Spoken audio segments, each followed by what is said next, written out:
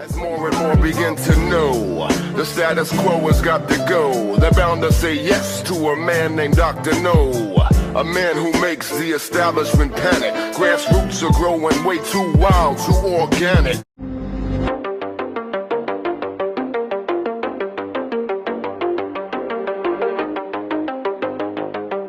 So as Israeli Prime Minister Benjamin Netanyahu's political career is in peril due to his failure to prevent the October 7th Hamas attack on southern Israel, the Israeli leader has been meeting with members of his Likud party to ensure continued support.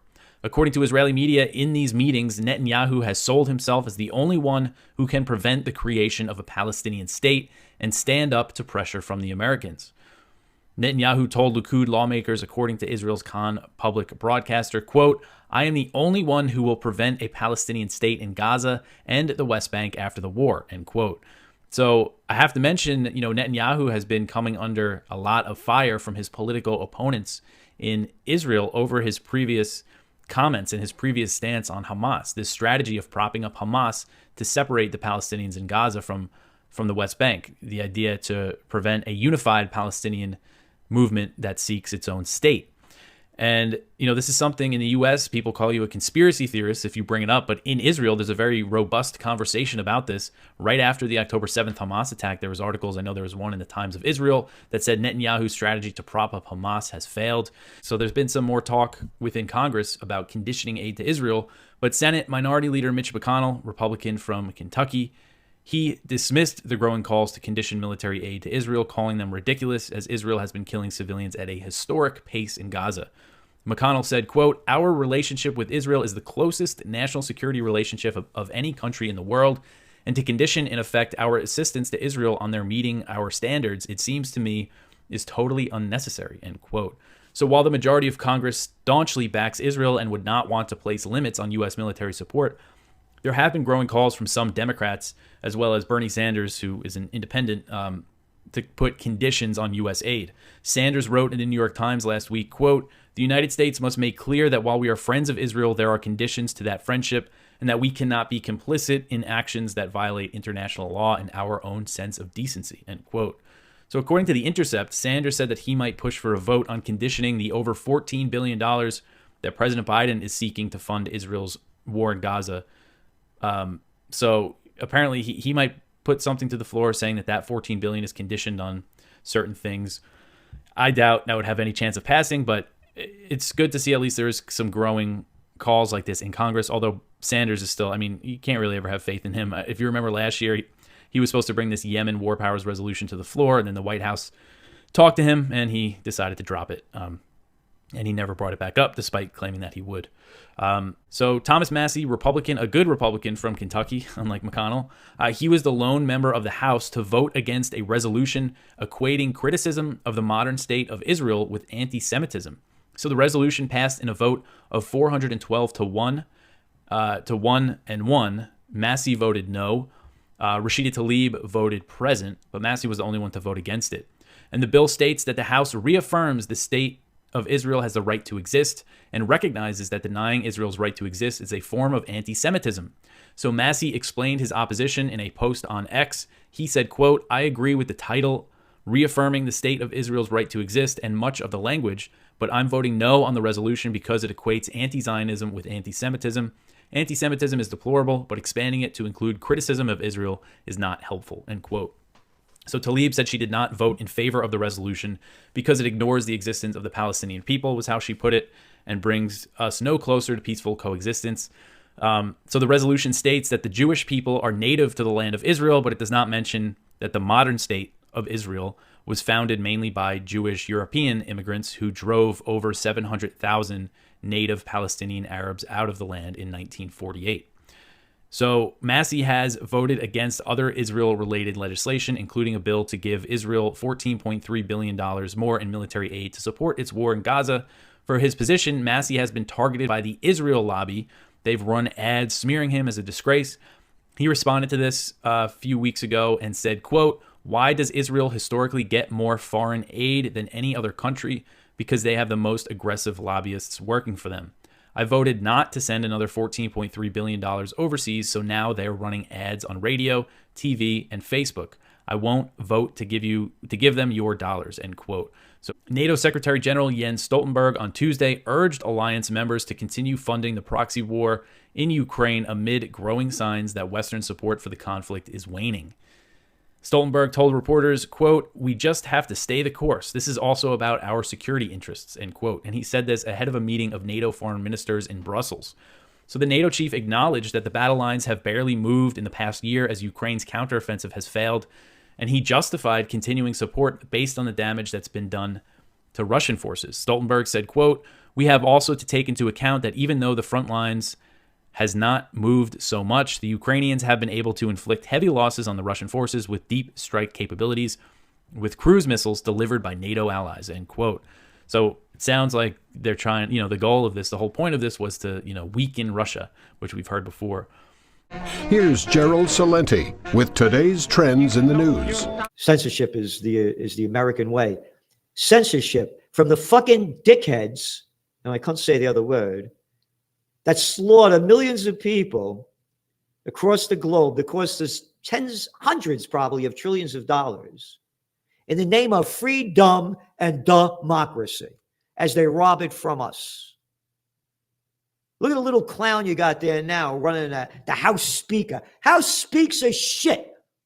Mike Johnson. "Oh, I'm an evangelical Christian. Oh, I hate abortion, but let's keep sending more money to slaughter those Palestinians." Oh, the big news on CNN about Hamas releasing this young girl is the big story. Big story about Hamas releasing this girl and what the girl said to her father. But nothing about, here it is. First on CNN, father describes how his young daughter, Emily Hand, survived Hamas captivity. How about first on CNN, father describes how his wife and children survived in the deadly prisons that the Israelis locked up thousands of innocent Palestinians. No, you only hear of the Hamas taking the people, but Israel could take anybody that they want, do anything they want, and kill anybody they want. And all you fucking scumbags, do not call me anti-Jewish or anti-Semite. Fuck you. That has nothing to do with it. I'm not anti-American. I just said, how dare Americans slaughter all those people all over the fucking world in the name of freedom and democracy when they didn't do anything to us. Many newspapers don't have a single reporter. That's right. They've been brought up by all these chains and they just repeat the same crap. Gannett fired 600 reporters, journalists, this year. One after another. We're giving you what nobody's giving you. So now on the economic front. Again, you go back to November, we said, the markets would go up. The markets would go up, and they did. We said the S&P would climb at least 16.3%, and it went more than that. Almost 20. Backed off now. Then in July, the beginning of July, we said markets are going to go down in September and October. They did. And now we're saying, watch out for December. Hey, you see those gold prices? Who forecasted better than we did? Go back in 2022. We said last September, gold bottomed. It went way up, and then when it was going down again, we said this year when it hit around 1850, it bottomed. And each week in the Trends Journal, we're giving you our gold forecast, and right on the money. Right on the money. You know what it is today? It hit 242. Excuse me, 2042. Not 242. 2042. It was down as low as 1830s. And what did we say? They're going to lower interest rates. The only reason the dollar is strong is because interest rates are high. When they lower interest rates, the dollar's going down. It's going to be the beginning of the death of the dollar. We're doing an economic market update. What's going on with the real estate? Oh, by the way, see the big news today? Housing prices are up. Yep. Housing prices are up. We said they weren't going to go down. You go back to Reuters, August 30th, it's in your Trends Journal, 2022.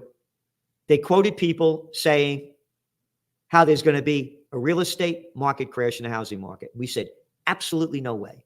They don't give what we say. They only repeat the bullshit because they're prostitutes. So now housing prices have gone up, even though home sales are down to a 10-year low. We said this was going to happen. This is very different than the panic of '08 and the subprime mortgage crisis. Excuse me. It's a whole new game. What else do we have here? Yeah. Home sales slow since 2010. What's next? When the economy falls, jobs go with it. Going out of business trends. Eurozone falling into recession. What does it mean? Oh, by the way, the street is saying that the Fed is going to begin to lower interest rates in May. You know what? No, they're not. They're going to be lowering them a lot quicker.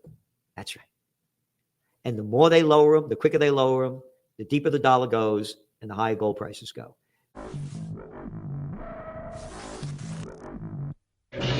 In a shocking revelation, the head of President Vladimir Zelensky's parliamentary faction, David Arakhamia, said that Russia was ready to stop the fighting had Ukraine agreed to remain neutral, but the West advised Kiev to keep going. That kind of makes sense to me, doesn't it you? That a fragile peace could have been achieved, albeit one in which Ukraine would have agreed not to join NATO, but the West, for reasons of their or our own, decided to push Ukraine into war. Don't you get the idea when you see Zelensky cropping up on the Golden Globes or taking Sean Penn's Oscar? This is very much a person who's being exploited by Western interests that might be difficult to understand if you're involved in a regionalized conflict with a much more powerful nation with a deep, complex, ethno-national divide and formerly having been encompassed within the Soviet Union. Why, when Ukraine were on the brink of signing a deal, this is someone who was at the peace negotiations, leading the peace negotiations, why suddenly was that process disrupted? Who benefited from that? It certainly wasn't you. Arakhamia said that a shift toward neutrality would require a constitutional change, considering Ukraine's current constitutional commitment to NATO membership. And I'm sure that's a real bureaucratic headache to alter a nation's constitution, but it's not that great to have all of your fighting age males murdered till you end up with an army full of the elderly fighting a war that can never be won. Arakhamia told Natalia Mosichuk, a Ukrainian journalist, that Russia saw Ukraine's neutrality as a key condition for a potential peace agreement. They really hoped almost to the last that they would put a squeeze on us to sign such an agreement so that we would take neutrality. It was the biggest thing for them, he said. In a way, you can sort of see the perspective of a former world power like Russia, or as it was formerly known, the Soviet Union, yielding power in former territories like Ukraine on the basis of neutrality. You can't imagine that the United States, as is often argued, would be happy to see Mexico or Canada forming alliances with Russia or China and joining trade agreements or military organizations with affiliations to. I mean, look how ferociously the United States will defend the dollar as their global currency. It's not something they're just going to give up easily. Look at the involvement in various global conflicts right now. World diplomacy is a pretty complex thing to contemplate, and I suppose if there was a fragile and nascent peace offering available, it should have been pursued and investigated. The idea that the West somehow disrupted it is worthy of inquiry. Where's the investigative journalism into subjects like this? Why are people not investigating what the hell went on with Boris Johnson going over there? Why would that be? Is there any connection to the sort of subsequent deals with BlackRock for rebuilding Ukraine after the war? What is the intention of the United States? Why does Ukraine have these curious relationships with significant political figures like Joe Biden? What are these biolabs across the Ukraine? Why is Ukraine being set up as a kind of European battleship to agitate Russia? You notice how America likes to set up military bases around all of its enemies and infringe on all of its enemies and seems to somehow benefit from a state of constant global crisis. Well, is that why those peace deals were scuppered? Is it in any way beneficial to ordinary American people, ordinary Ukrainian people, ordinary Russian people to sustain this conflict? Let me know in the chat what you think. Former British Prime Minister Boris Johnson's unexpected visit to Kiev on April the 9th, 2022 had an impact on the potential ceasefire. Johnson advised against signing any agreement with Russia and encouraged Ukraine to continue the fight. What on earth did Boris Johnson say to agitate these people into an unwinnable war? Homer, I seen prize fighters couldn't take a punch half as good as you.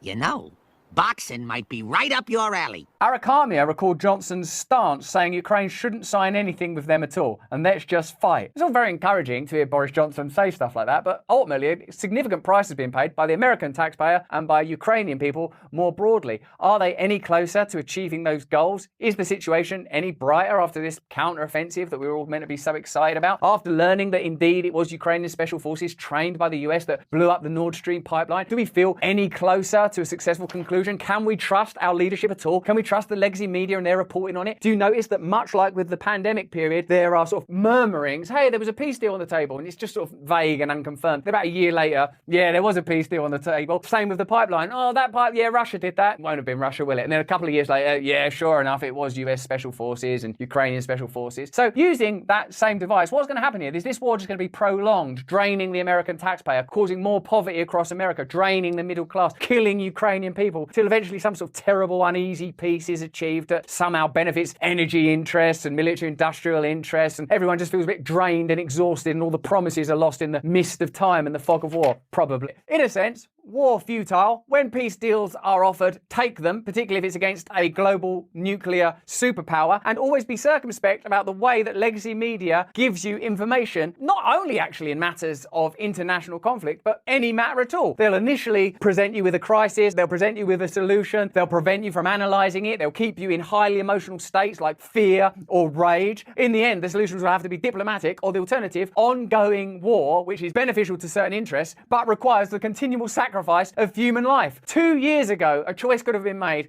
Don't have Ukraine join NATO, it's going to annoy Russia. All the stuff that was talked about in independent media spaces 2 or 3 years ago is now coming out into the legacy media. Why? Not by mistake, but because they're ready to reveal that information now, because they've got another war to be pursuing. They've got another way to funnel your tax dollars into the military-industrial complex. I'm sure that that's a simplification and a reduction of the complexity of those matters, particularly certain aspects of it that are ideological. But as a paradigm, as a template, it certainly makes sense to me. You run your mouth and I run my business, brother.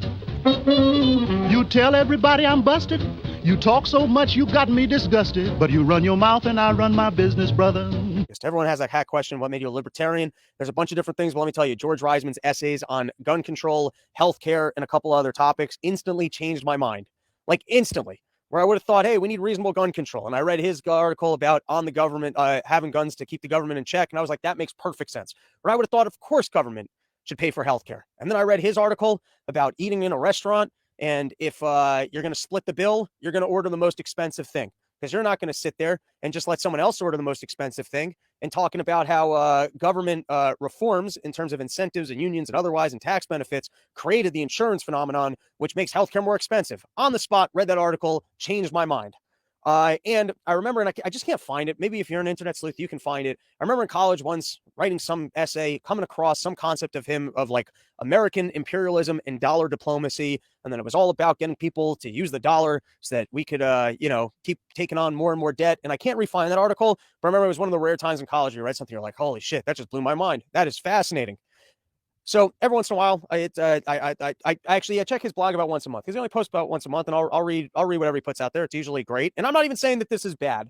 I just thought that it was interesting, because if I were to summarize the two approaches to the outlook of what's going on in Israel, on the Dave Smith, Scott Horton side, you've got Israel is engaging in killing innocent civilians, and they've stolen land, and they've empowered Hamas. And so while no one's endorsing terrorist activities, on the same note, Israel doesn't have a right to go and kill civilians. And what they've done is atrocious, and they should start taking paths towards actually trying for a two-state solution and no longer keeping the Palestinians in a, I guess what they're calling an open-air prison. But, just to give a fair shake, to the other side, that sees this more as a, hey, this is a war, and this is what happens in war. I'm going to read this piece. I'm not going to argue with the piece. We're just going to read it as is, because in terms of arguing the side of, hey, this is a war, I feel like this is the probably cleanest way that I've seen it written up. And so let's give it a read. Will Biden's humanitarian aid to Gaza cost Israel the war? Biden, Blinken, Bugs Bunny, and other cartoon characters running our government either don't know what the word war means, which is possible since they don't seem to know what man and woman mean, or they want Hamas to win the war it has started with Israel. Imagine that Biden had been president in World War II. Would he have sent humanitarian aid to Germany and Japan to be sure that innocent civilians had food and medical supplies? Would he have believed that those supplies would actually get to any innocent civilians and not be appropriated by the Axis government to aid their continuing war effort? In World War II, we bombed the hell out of Germany and Japan day after day, night after night. Our goal was to destroy their war-making ability and not to worry about the effect on their civilians, most of whom supported their governments, just as most Gazans today support Hamas. Wouldn't it have been wonderful if the United States and Britain had controlled the water and electricity supplies in Germany and Japan like Israel controls them in Gaza? We could have shut off those supplies and just waited for the thirst and paralysis to compel the Axis to surrender. We could have demanded Hitler's and Tojo's heads, and before long, they probably would have been delivered on a pike. Not only would it not have been necessary to drop atomic bombs on Japan to end the war, but all the lives subsequently lost in combat and conventional bombing on both sides would have been spared. Giving humanitarian aid to Gaza and strong-arming Israelis not to cut off water and electricity to Gaza forces Israel into a war in which it must suffer large casualties, because then it can only root out the Hamas terrorists by going door to door, building by building, subject to booby traps and sniper fire at each step of the way. No, Israel must be free not only to shut off the water and electricity going to Gaza, but also to prevent supplies of any kind from entering Gaza and demand not only surrender by Hamas, but unconditional surrender. Only that will make it possible to secure Israel's military occupation of Gaza with minimal casualties, and then subsequent roundup and execution of the Hamas terrorists as promised by Minister Netanyahu in his speech following the Hamas attack, referred to Hamas members as dead men. If Biden policy of aid to the Hamas enemies continued, Israel may be forced to call off its invasion of Gaza to avoid the loss of a good portion of its army. In that case, Hamas will have won the war it started, and Israel will be subject to further horrific attacks by Hamas and every other gang of terrorists that may care to make one.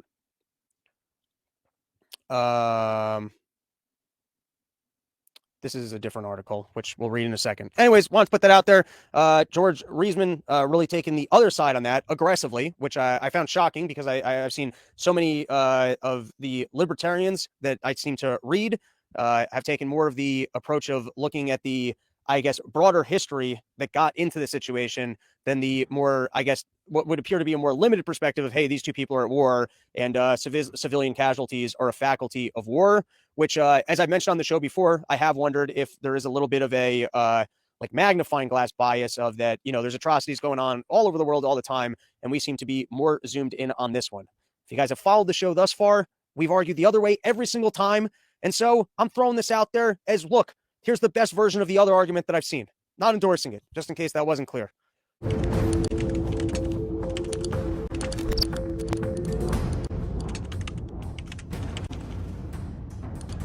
Kick this off here, and I've got a bunch from James Wilson today. Here from his 4th of July oration in 1788. He said, "Where tyranny reigns, there is the country of ignorance and vice." We have others from people like Samuel Adams who said, "It is in the interests of tyrants to reduce the people to ignorance and vice." So the less that the people know, and the more that the government can control the education system, then the less the people know actually about how to control the government.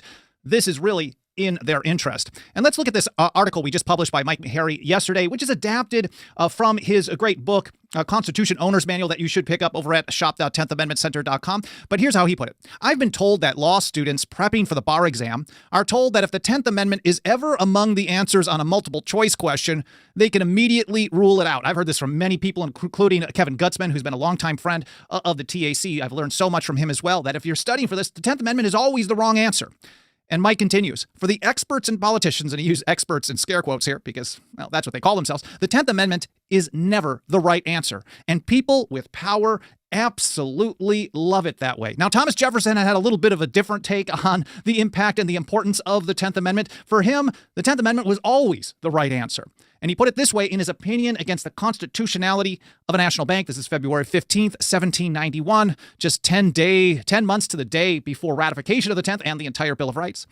Jefferson said, "I consider the foundation of the Constitution as laid on this ground, that all powers not delegated to the United States by the Constitution nor prohibited by it to the states are reserved to the states or to the people." So Thomas Jefferson's view is that the entire structure of the Constitution is based on this understanding.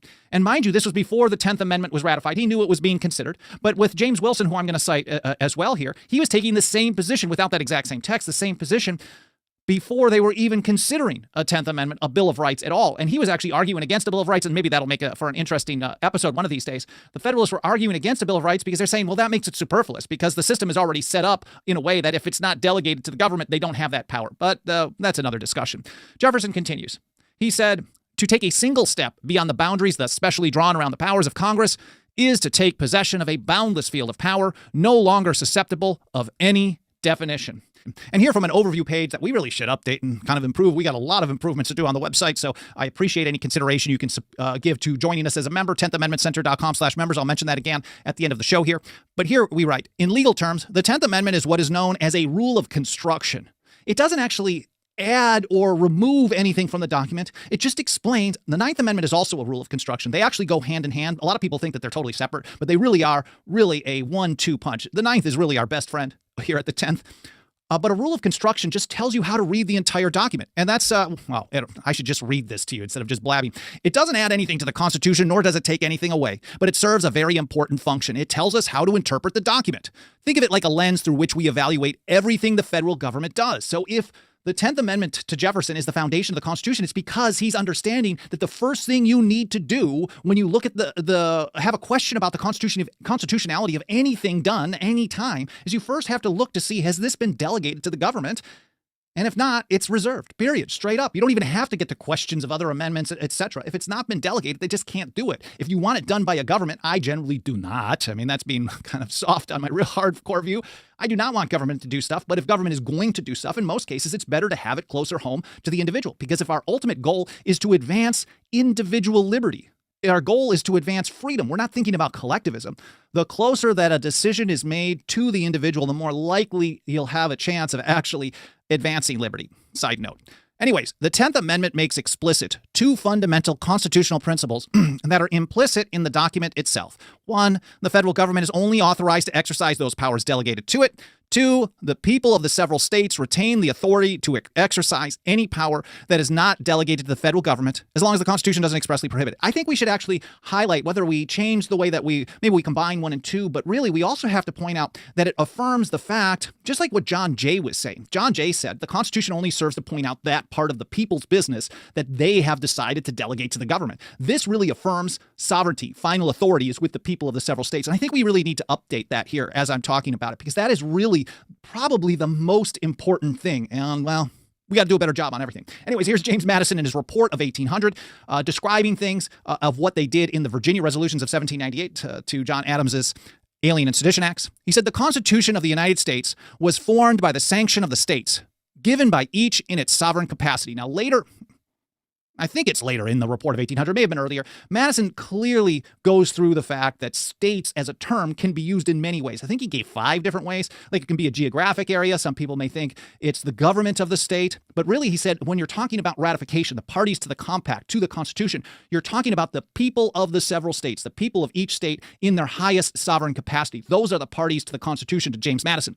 So that's how he's using that term here. He's not talking about the sanction of the state governments, but the people composing those political societies. He said the states then being the parties to the constitutional compact. The states then being the parties to the constitutional compact, and in their sovereign capacity, it follows of necessity that there can be no tribunal above their authority to decide in the last resort whether the compact made by them be violated.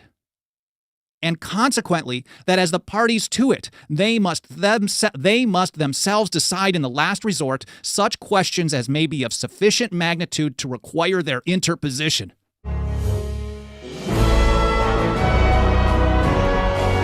It's much easier, Daniel, I think, for us to argue the moral case of why should we steal money from the poor people in this country, give them inflation, lower their standard of living, at the same time we send it off to somebody else that creates war. It perpetuates our problems. And some might say, Daniel, and I know you understand this, they say, yes, but we create jobs.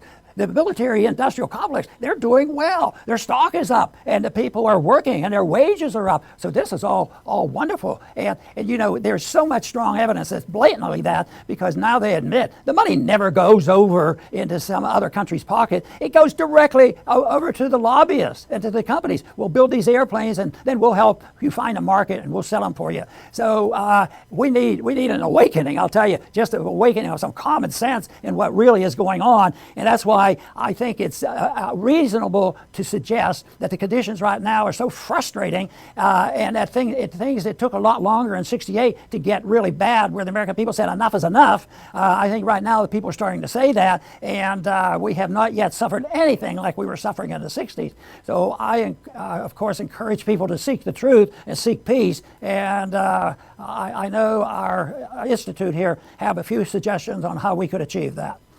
You know, we both noticed this article in Politico. It's called "Activists Wanted a Middle East Ceasefire. They Got Something Else" from Democrats. And it's all about the civil war within the Democratic Party over President Biden's response to the Israeli invasion of Gaza after the terror attacks of October 7th on the part of Hamas. And it kind of goes along with this article that we also read in Moon of Alabama about the trajectory of President Biden's reactions to the October 7th attacks. and they were originally very hawkish. That's his political orientation. He's always been very hawkish, very neocon foreign policy, especially in the Middle East. But his initial reaction, of course, was to be in favor of basically ethnic cleansing. He's talking about they needed to have safe passage for Palestinians to leave the Gaza and all of this sort of thing.